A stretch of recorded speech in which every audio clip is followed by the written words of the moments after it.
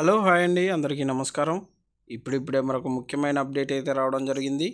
అదేమిటంటే auto settlement లిమిట్పై 5 లక్షల పెంపు అంటూ ఇప్పుడిప్పుడే మరొక ముఖ్యమైన అప్డేట్ అయితే రావడం జరిగింది. అయితే దీనికి సంబంధించి పూర్తి వివరాలు తెలుసుకోవాలంటే మన వీడియోని ఎక్కడ స్కిప్ చేయకుండా చూసినట్లయితే మనకు పూర్తి సమాచారం తెలుస్తుంది. ఇక లేట్ చేయకుండా వివరాల్లోకి వెళ్దాం. ఉద్యోగ భవిష్య నిధి సంస్థ చందాదారులకు గుడ్ న్యూస్ చెప్పింది. ముందస్తు ఉపసంహరణలకు సంబంధించి ఆటో సెటిల్మెంట్ పరిధిని ఈపీఎఫ్ఓ సవరించింది. ప్రస్తుతం లక్షగా ఉన్న మొత్తాన్ని 5 లక్షలకు పెంచింది. అంటే 5 లక్షల వరకు క్లెయిమ్లు త్వరితగతిన సెటిల్ కానున్నాయన్నమాట. అత్యవసర సమయాల్లో క్లెయిమ్స్ చేసే ఈపీఎఫ్ఓ సభ్యులకు దీనివల్ల లబ్ధి చేకూరనుందని కేంద్ర కార్మిక శాఖ మంత్రి మన్సుఖ్ మాండవియా ప్రకటించారు. కోవిడ్ సమయంలో ఆటో సెటిల్మెంట్ విధానాన్ని తొలిసారి ఈపీఎఫ్ఓ తీసుకువచ్చింది. సాధారణ క్లెయిమ్ సెటిల్మెంట్ను వేగవంతం చేసేందుకు ఆటో ప్రాసెసింగ్ను ఈపీఎఫ్ఓ తీసుకువచ్చింది. మానవ ప్రమేయం లేకుండా క్లెయిమ్లను పరిష్కరించడమే ఈ ఆటో సెటిల్మెంట్ ముఖ్య ఉద్దేశం.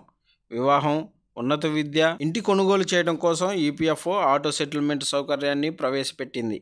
దీని సహాయంతో ఇకపై 5 లక్షల వరకు మానవ ప్రమేయం లేకుండా వేగంగా క్లెయిమ్ పొందవచ్చు. 3 నుంచి 4 రోజుల్లోనే ఖాతాల్లోకి.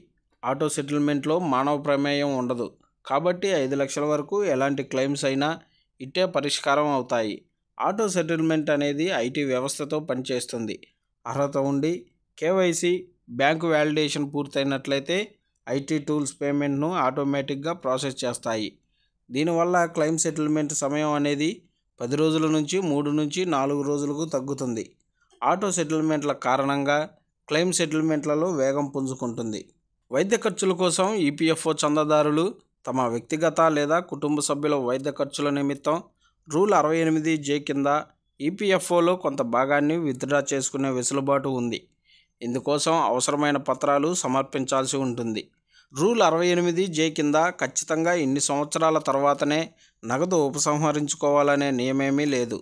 ఉద్యోగి 6 నెలల బేసిక్ ప్లస్ డిఏ లేదా జమ అయిన మొత్తంలో ఉద్యోగి వాటా, ఈ రెండింటిలో ఏది తక్కువైతే అంతవరకు మాత్రమే విత్డ్రా చేసుకోవడానికి వీలుంటుంది. ఈపీఎఫ్ఓ ఉపసంహరణ దరఖాస్తు కోసం డాక్టర్ సంతకం చేసిన సర్టిఫికేట్ను సమర్పించాల్సి ఉంటుంది. పెళ్లి, విద్య.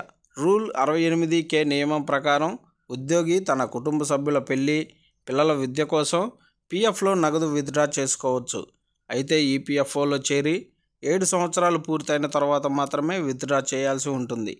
ఈ అవసరాల కోసం కేవలం 3 సార్లు మాత్రమే తన పీఎఫ్ బ్యాలెన్స్లో 50% వరకు గరిష్టంగా తీసుకోవచ్చు. వివాహం కోసం డబ్బు ఉపసంహరించుకోవాలంటే ఈపీఎఫ్ సభ్యుడు ఆన్లైన్లో డిక్లరేషన్ సమర్పించాల్సి ఉంటుంది. అదే పిల్లల చదువు కోసం అయితే సంబంధిత సర్టిఫికేట్ ఇవ్వాలి. ఇంటి నిర్మాణం కోసం ఇక రూల్ 68B ప్రకారం చందాదారులు స్థలం కొనుగోలు, ఇంటి నిర్మాణం కోసం, ఇంటి రిపేర్ కోసం పీఎఫ్ బ్యాలెన్స్లో పరిమితి మేరకు డబ్బు ఉపసంహరించుకోవచ్చు. ఈపీఎఫ్ఓలో చేరి కనీసం 5 ఏళ్ళు పూర్తయి ఉండాలి. 2 సార్లు మాత్రమే ఈ కారణంతో విత్డ్రా చేసుకోవచ్చు. మీ అవసరంపై ఉపసంహరించుకునే మొత్తం ఆధారపడి ఉంటుంది.